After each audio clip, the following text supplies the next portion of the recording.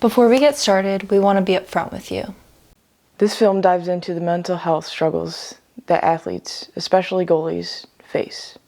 We'll be talking about things such as depression, anxiety, and suicide. As goalies, we're used to being the last line of defense. But off the field, it's not always that simple. The conversations had in this film can get heavy, and if you need to step away at any point, please do so. We're telling these stories because they matter. Because just like in a game, no one should ever feel like they have to face everything alone. If you're struggling right now, please know that there is help. You can dial or text 988 to be connected with someone from the Suicide and Crisis Lifeline. At the end of the day, being strong isn't about making every single save. It's about knowing when to reach out. You're not alone in this. And with that being said, please enjoy this film.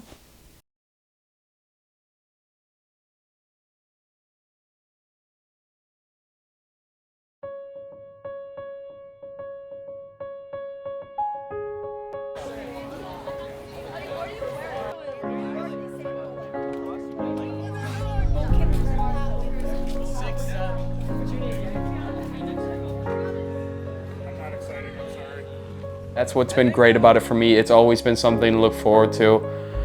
You know, I always get to learn something new, you know. Every single year I learn something about myself, and I think that's just extremely important to, you know, just being healthy and, you know, and evolving as a person is having that ability to learn at a camp like this where, you know, I'm not just learning about lacrosse, I'm not just learning about the goalie position, I'm learning about myself, I'm learning about my emotions, how I feel, how to interpret it, what to do.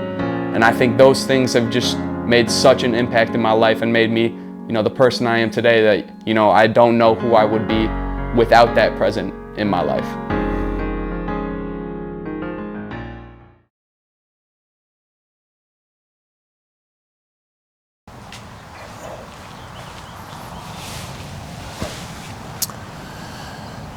Hello, my name is Brad Gigliotti, Director of the 6x6 Goalie Academy and CEO, founder of Goalies Matter.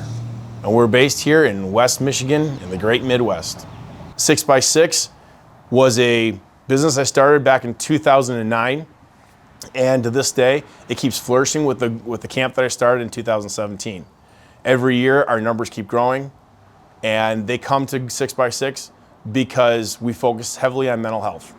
It's one of our big components.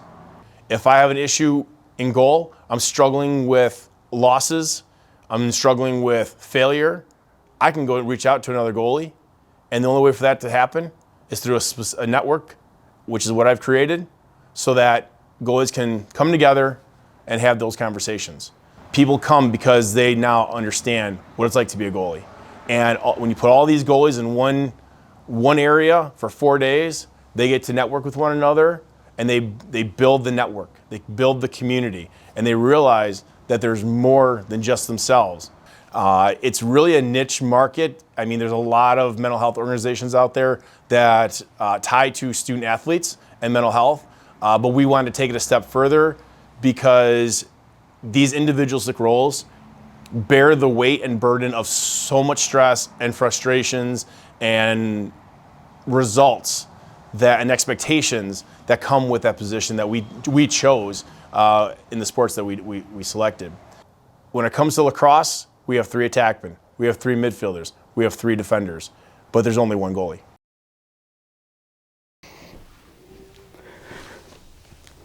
How's it going? My name's Hudson Bardeja. I am a current 6x6 counselor. I am a upcoming junior at John Carey University, and I played my high school ball at East Grand Rapids. The first year I was there, you know, I was kind of walking into a new situation. I wasn't familiar at all with anything kind of lacrosse goalie-wise, and, you know, it's hard to walk into a new situation like that for anybody, you know, but I was able to walk in there and, you know, find a group of guys that, I've stuck with, and, we've kind of progressed through 6x6 together, I would say meeting them is probably one of my favorite memories through camp, because I know that's a group of people I'm going to hold special in my heart for a long time. My first year at camp, it was a very small group, there was about 10 groups, and I'd say about 4 people a group. It was close size. You knew everybody who was there because, there's not that many people to meet. But, over the past couple of years, it's just gotten bigger and bigger as we bring in more goalies, and more goalies are wanting to learn and ready to adapt to the new situation in lacrosse. And so, over the past few years, it's really blown up. And so 6x6 this past year was 100 campers, almost 3 times as much as when I first went, which is a different dynamic, but it's an amazing dynamic. More people have the opportunity to learn and get to know each other, and it's great to see. What is your favorite part of camp? I've always been personally a very competitive guy, so I 100% got to say goalie games. What are those? I might be anyone, a lone fool out in the sun. Your heartbeat of solid gold. I love you, you'll never know. When the daylight comes, you feel so cold. I'm too afraid of my heart to let you go. Waiting for the fire to light, feeling like we could do right. Be the one that makes tonight. Goalie games it's been different over the years. It's been 5v5, 6v6, 7v7. It's all goalies. You have one goalie in net. You got 2 defense and 2 attack and 2 middies or whatever. And, it's just goalies getting to play every position around the field. And it's fun. We have inter-squad games in terms of campers going against each other. And we have a total game of counselors versus campers on Wednesdays, which is awesome. Always look forward to that. That was always one of my favorite parts was, getting to go against the older guys and kind of had the opportunity to play and try to beat them. But I would 100% say goalie games has been one of my favorite things at camps. Camp has always been a good thing for me to look forward to. It's always been a milestone. It's always been one of those things where, I always spend the whole year looking up and saying that's the point I got to get to, whatever I'm going through mentally, physically, spiritually. That's the part I just got to get to, It started off, coming home from living 12 hours away out in Connecticut, I had not really connected with my lacrosse team. I'd be gone for a whole year, so I didn't really feel connected with anybody. So when I came back, having the opportunity to meet a group of guys that, are so like you, that, you just bond right away. It's like going home.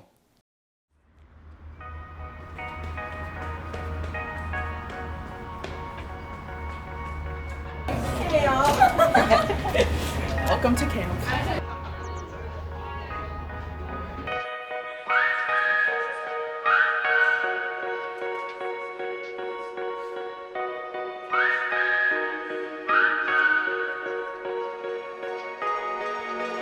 It's a light relief from a bad habit.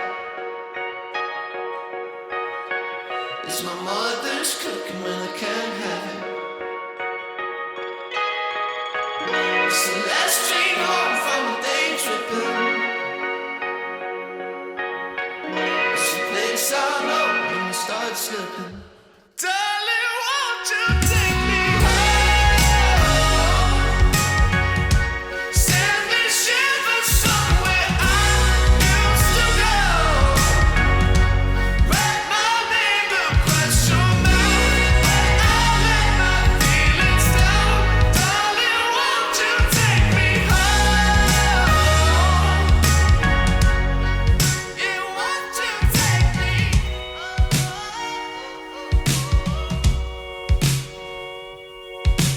Tell me there's your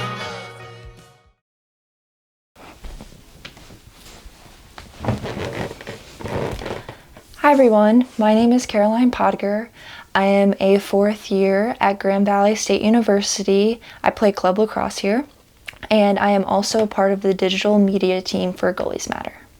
2023, I believe, was my first year of camp, and it was amazing, to say the least. I went in not really knowing what I was going to expect, but it did not disappoint.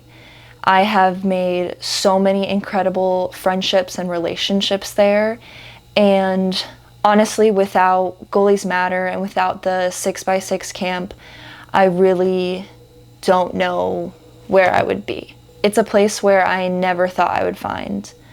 The community there is so incredible. It's so great. When you're a part of something, of a community like Goalies Matter and like 6x6, you know, Goalie Island is a real place, but you're not alone when you go to Goalie Island. You have your friends there, you have your friends from camp, you have these relationships. It's kind of like one big goalie party. It's awesome. We're all by ourselves with no help, no support. And most of these positions are very individualistic with very specific, that comes with very specific instruction. And when you don't have that instruction, the goalies, these individual roles, have no one to turn to ask for feedback, for venting purposes. When they get frustrated, they have no one they can talk to that would understand them. Because most of these head coaches, assistant coaches, may never have played the sport, may never have played the position, so they truly do not understand our role as a goalie or these other individualistic roles. When the work gets hard, it comes down to one thing, one story that has stuck in my mind since the inception of Goalies Matter, and that is the Robert Martin story. Okay. Alright, got it? Yeah. When it came to being a person, he was a very kind, caring person. He always thought the best of people. He always wanted to see the brighter side of everyone. He always wanted to see people work hard and work for what they wanted and needed in life. He thought that he could always do better no matter how good of a game he had. He always strived to be the best, and that also just reflected to him as a person. You know, whether he was on the field, off the field, whether he was doing work or homework, school, he always strived to be the best he could, and I think that would just encapsulate him as a person and him as a player. He had started to fight depression about his freshman year of college, and I never knew up until 4 months before he took his own life, as I didn't realize how severe it was and how severe the depression was for him. I didn't realize he had thoughts of suicide. I just thought that he had thoughts of self-doubt, and maybe he thought that maybe he was thinking he wasn't good enough. I do remember reading his suicide note, you know, when he was fighting depression, that like I was one of the reasons he didn't take his own life yet, was because like we always had each other. And so I remember like around like January 2nd of 2022, we made a pact that like we would never take our own lives because we always had each other, and that like we could always be there for each other. And on his suicide note, he did mention that pact, and he said he was very sorry that he had to break it. I think when it comes to the mental health of goalies, you know, a lot of goalies that I've talked with feel the burden of like trying to carry their team, because they always feel like, you know, last line of defense, they feel like it's all on them. I feel like telling goalies that it's like okay to mess up and let some shots in, you know, because no one's perfect, but sometimes goalies feel that they have to be perfect, and that destroys their mental health because they start getting worried, they start getting anxious. They can lead them to depression. I feel like letting goalies know it's like, hey, like if you're expected to save all, then that's an unrealistic expectation to have. And just with my brother in general, to take away, just because you're happy, just because you're showing that you're happy, just because that you're smiling, doesn't mean everything's okay inside. And that, you know, I kind of wish that he had opened up about what he was really going through, because although I don't have all the right answers, I feel like him knowing that I was there to help him, I felt like could have, you know, saved him or led him to get even more professional help that would have eventually saved him. Yeah, it's had a very positive effect on my family. It makes my mom very happy to see that people care about my brother, even though they've never met him. It makes my dad happy knowing, you know, the same thing. It makes me happy knowing that there's a place that I can come and talk to about my brother and the effects it's had on me, and people won't judge or care, but instead want to help me and want to help the cause that my brother had to fight through. The reason I joined Goalies Matter was because I know what it's like to lose a sibling and to lose a family member that you thought you were going to spend your whole life with. And I do want people to know how hard it is to keep going, because it's not always easy. There are days that I just wish that, obviously I was here, but sometimes I wish I wasn't here so I could see him. And I joined Goalies Matter to show that's like, you just got to keep going. You can't just always be sad. It's okay to be sad, but you got to keep going. And people are here and want you to be alive. I'll always tell kids when they're going through something, like, I'll expect to see you next summer, because I like seeing these kids happy. I like, making kids know that they're welcome and that, they have a life to live. So that's the main reason to join Goalies Matter, is that I don't want other people I know to end up like my brother.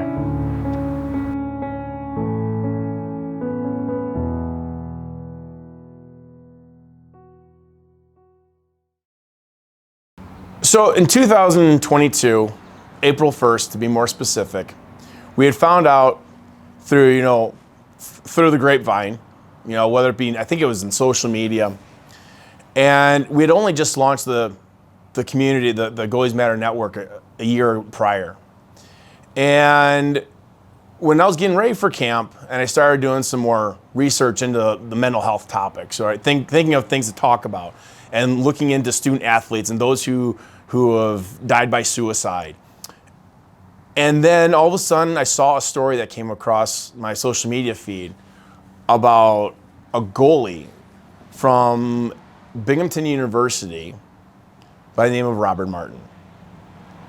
Not only did it struck a chord with me, the fact that he's a goalie, but it was also, he went to a school in upstate New York, which is where I went to school for my college days. And when I got into reading the story, first of all, I got pretty choked up, pretty emotional. And my first thought was, what can we do to help him? How can we help the family who is dealing with this tragic event of losing a son? Emailed Peggy that day and said, hey, we're here for you. What can we do for you? Is there anything that you need? I'm sure you're struggling right now. I wish there was something more I could do at this moment. Whatever you need, we got your back. We're going to support you. If you just need someone to talk to, we're here for you. Since that day, we have taken her in as one of our own family members at camp, in Goalies Matter, you name it. And we start to work together about how we can help so that somebody else doesn't have to deal with this tragic decisions that these kids make. And so we're trying to figure out, how can we spread the word? How can we spread the message that goalies matter, student athletes matter, mental health matters, because nobody wants to wake up one day and get a phone call from a school saying, your son just died last night and we believe it's by suicide. Nobody wants that. We need parents to be more in tune to what's going on with their sons and daughters. When their image changes, their appearance changes, their demeanor changes, those are all signs that they're struggling with something. And that gives you the sign, say, ask the questions. You need to be more open to what they're going through. And you need to have those important conversations. And that's what this is all about, is making people comfortable with having those conversations. I get it. Not every kid wants to talk to their parents. Not every kid wants to talk to a professional, therapist, right? But if they can at least open up to somebody that they can trust and respect, that's what matters. That's what Goalies Matter is for. We're a network of goalies, coaches. Some of us are parents. We can guide you and we can support you and we can get you to where you need the help that you need. We're the lowest line of defense to help you. If we feel like you need more support, we have the resources for you on our website. And you can find our website at goaliesmatter.net. But it's the conversations that need to have. And that's one of the things that connects Goalies Matter with 6x6. You come to our goalie camp in the summer, that's what you're going to learn on Goalies Matter Night, which we spent a whole night on, teaching you how to have a conversation, how to open up, and how to talk to somebody, and how to start those conversations. So now, in his honor, We're trying to prevent that as much as possible and trying to promote and advocate for mental health and for conversations, because that's how it starts. Because if you just have the right conversation, you might just save a life. I think a lot of goalies go through the same things, whether they like to admit it or not, or whether they even understand what's happening. I think wanting to share kind of what goalies go through, what some goalies experience, it's looking at it like, hey, yes, you go through this. Yes, a lot of people go through this. Yes, I went through this, but look at what you can become. Look at how you can overcome these adversities and be resilient in your lacrosse career. My freshman year of college, I went into the NCAA in a D3 program, and there was another goalie in my class, and I think about 2 weeks, maybe less than that, she decided to resign from the team. And at first I kind of looked at it like, this is awesome. I get all this playing time. Like, this is great. I get to start, I get all these shots all the time.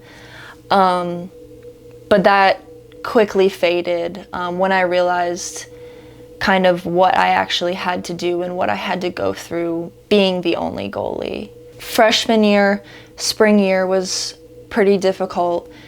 I came from a high school program that was very good, and I was not used to losing. The high school that I came from, the girls and I meshed very well together. We played, we flowed together well, and it was hard coming to a new team and having to experience losing, and losing a lot. So I think that year was very difficult for me because I had to experience that. But I hated losing so much. I put it all on myself, and I shouldn't have done that.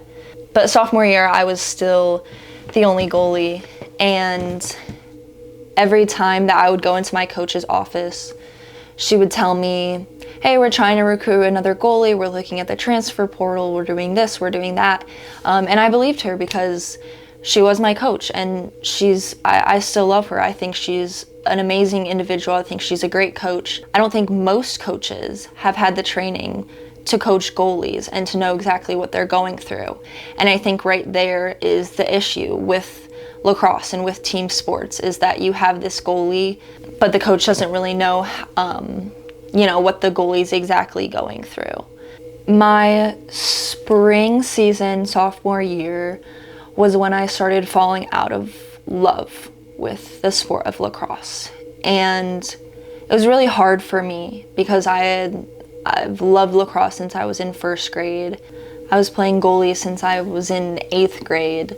It was something that I've done my whole life. And to wake up every day and say, gosh, I have lacrosse practice today, I really don't want to go to that.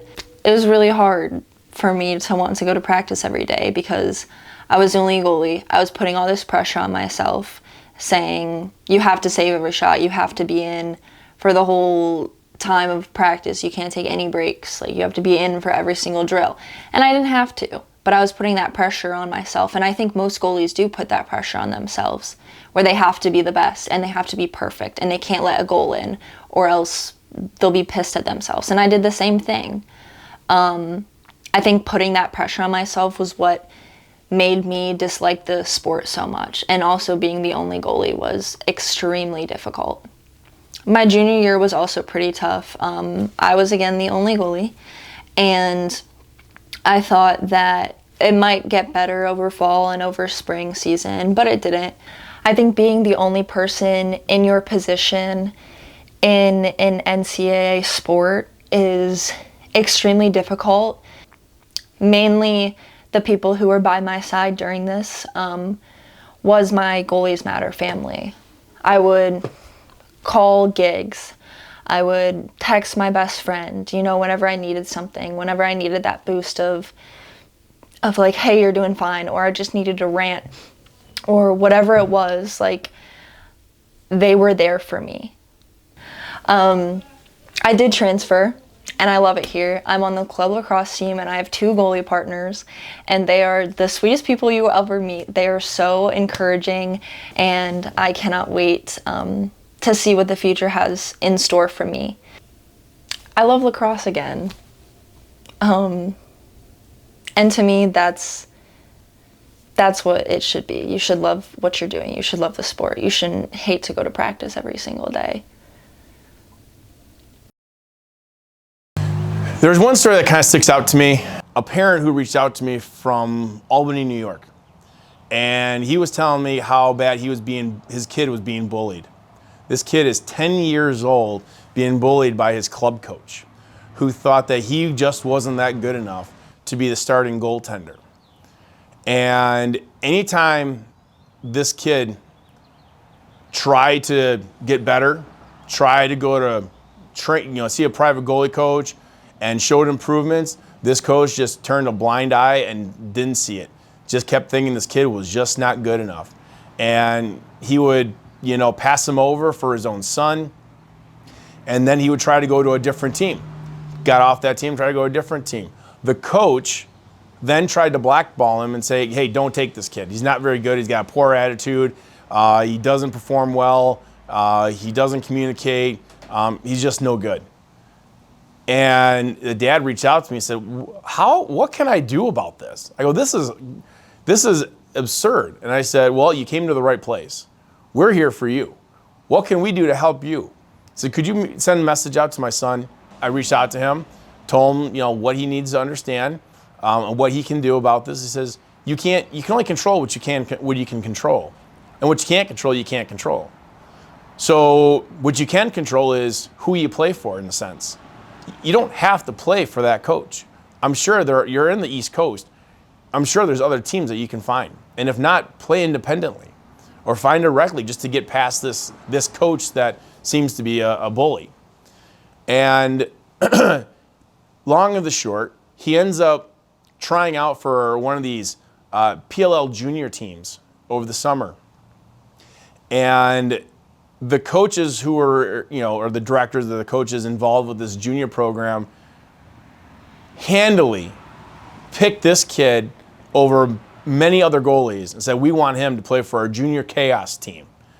And this kid was like flying high as a kite, couldn't believe it. And he said, you know what, this just goes to show you, coach, that I really am pretty good. And so he turned around, thanked me, and now they've been a follower ever since. And they keep sending me updates as far as how he's coming along. And it's been 3 years now, and he's playing on, he could literally try out for any club team, and he's making the team. And I couldn't be happier for this kid because, he says he almost came close to quitting. After being told he couldn't play, and then his coach blackballed him, he almost quit the game altogether. I said, you don't have to quit the game. You can quit on coaches, that's fine. But you don't have to quit what you love to do, because lacrosse is all about playing for fun and learning life lessons. Being bullied is not a life lesson. Change the narrative, change the scene, leave and go somewhere else that you will feel respected and that you will feel wanted and loved and supported, and they want you to be there. That was one of those defining moments that we're not just helping kids locally, we're helping kids in the hotbed regions, the East Coast of all places, upstate New York. Hi, my name is Amanda Archer, and I am a clinical therapist. I am a licensed social worker, and I played lacrosse for 14 years, and of those 14 years, I was a goalie for 13, and in 2020, I graduated from Concordia University Ann Arbor and was the starting goalie there. I think more than ever now, the conversation of mental health is being brought up on college campuses, which is great, but there is a lack of funding, lack of resources. On college campuses, there's many times where you're only allowed a specific number of sessions with a therapist, and there's just not enough resources for our college athletes. I think by breaking the stigma, by having conversations of, I'm going to therapy, like, here's my therapist number, just having more inclusive conversations surrounding mental health and being able to keep that conversation going is going to break the stigma and will help that over time. I think the goalie position can be uniquely isolating because there's pressures to perform. You have parents, friends, your teammates, your mistakes are put on a scoreboard, and it's so easy to beat yourself up or not want to have that next play mentality, but it's so important to just bring that next play mentality of good things are going to happen, I'm going to make the save, your teammates are going to pick you up, and so just continuing that next play mentality so that you don't get down on yourself. I would say that the culture surrounding mental health has come a long way, and there has been a difference. I think there's more resources, there's more ways that we're breaking the stigma, but with that being said, we still have such a far way to go, and these kinds of conversations will continue to help that. As college athletes, sleep is one of the last things that we get to really have. You have homework and everything else going on. So I would say that sleep is so important for your mental health, and I don't think that's advocated for enough. And I think just being able to have conversations about things other than lacrosse. We have lives outside of lacrosse, and I think that's so important to make sure that lacrosse isn't the only conversation being had. I would tell parents to have positive conversations with their athletes, that not everything needs to be addressed. If the mistakes or something that happened during a game, I don't think it needs to be addressed right away. Are we making sure our kids are having fun and just being as supportive as they can be to their athlete? Goalies Matter means to me that it's an opportunity to be inclusive and have mental health conversations with our youth population that is playing sports, and it just continues to break the stigma and chip away at that stigma that, you know, mental health. It just brings community, and it brings opportunity to continue to talk about the pressures of sports and mental health. Photos mean a lot to me. You know, they speak 1,000 words. And I'll never forget the first year or the second year, I should say, when we had it, and I heard about Robert Martin. That same year, within less than a month, I had compiled a walking team for the local mental health awareness walk for suicide prevention here locally in Grand Rapids, Michigan. And spread the word, say, hey, I'm looking for people to walk with us. And within a few weeks, I had over 3 full lacrosse programs and a ton of students and parents that wanted to walk in honor of Robert Martin. And that day, when we walked, and that was our first ever walk together, I will never forget. We had us all come together. We were all wearing shirts. We all donned the 43 RM on our shoulders. And we did a live stream with Peggy, and Peggy was literally in tears seeing that many people come together to walk in honor of her son, Robert. And since that day, that's that moment that has really stuck with me the most as to why we do what we do. If you want to get involved with the community, reach out to the Goalies Matter community. You simply just got to follow us on social media. All you need to do is reach out to us through Goalies Matter 21. That is our handle on Instagram. And you can reach out, DM us, follow us. That's the key. Once you follow us, you're involved at that point. If you want to spread the message of what we're doing and the mission and help our mission, you're more than welcome to. You know, we're looking for advocates.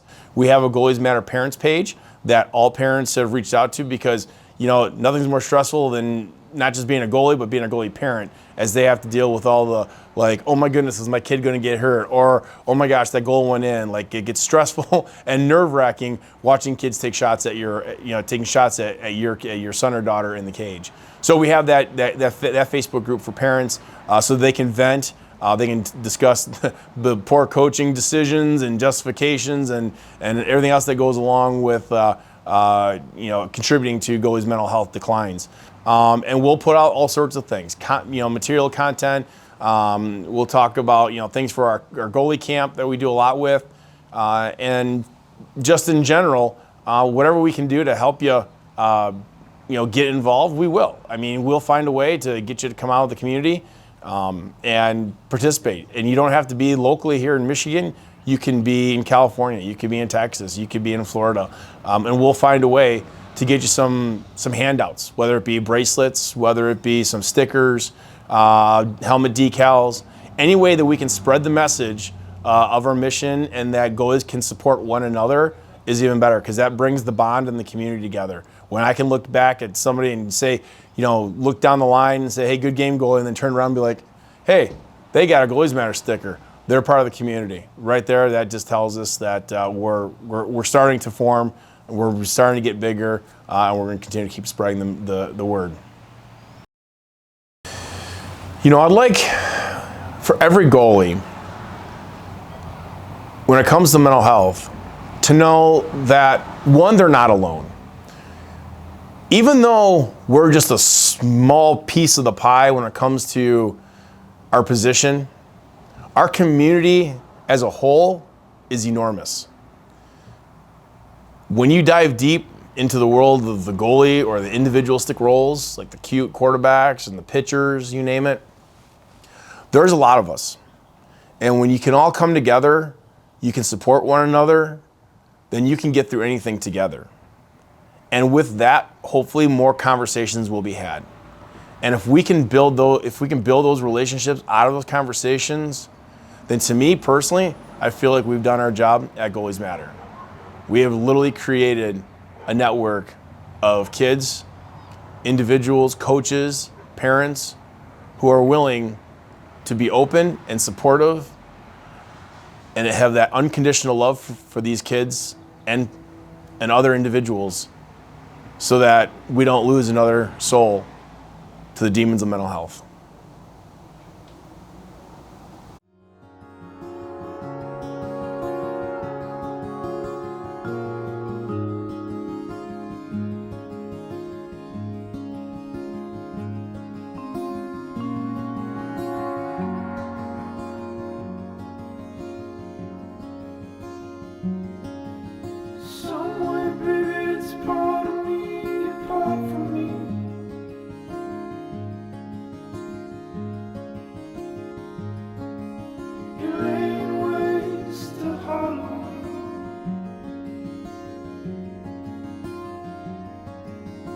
Fucked it, friend, it's on its head, it struck the street.